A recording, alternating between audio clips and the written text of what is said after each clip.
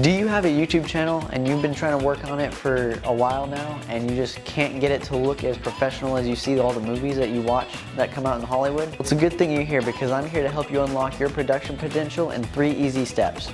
A lot of what you see in movies is very easily replicated. It doesn't take a whole lot of money or time to figure it out. These are the 3 main things that you want to keep in mind when you're making your videos. First being shooting at a wider aperture. So the wider it is, the more depth of field you have.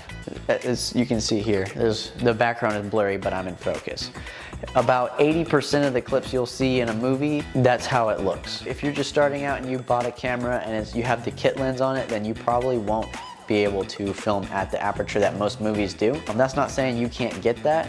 If you put enough distance between what you're focusing in on and the background, then you can get a pretty good depth of field that way.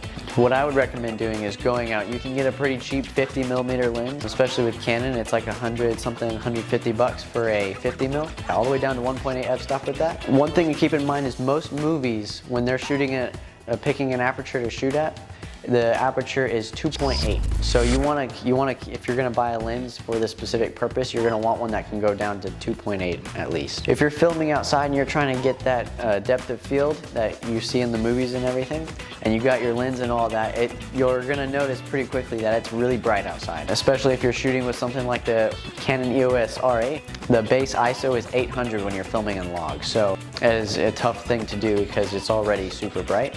So what you want to do to counteract that is an ND filter.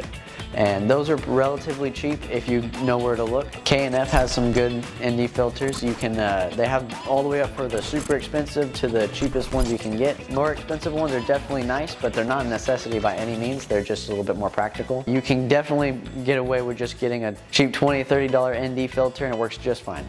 And then step number 3, the final step, is color grading. And you don't have to film in log or do anything like that in order to do some color grading. It does give you some more range with the colors if you really want to get into color grading, and I would definitely recommend doing that. And if you can't film, if your camera doesn't support log, you can always just go into your color profiles and make it as flat as possible, and that's pretty much the same thing as far as I know. It's worked pretty well for me. But if you don't want to do the filming in log and you just want to do a little bit of color grading just to make your image pop a little bit better, you can definitely do that. A great place to start would be the orange and teal look.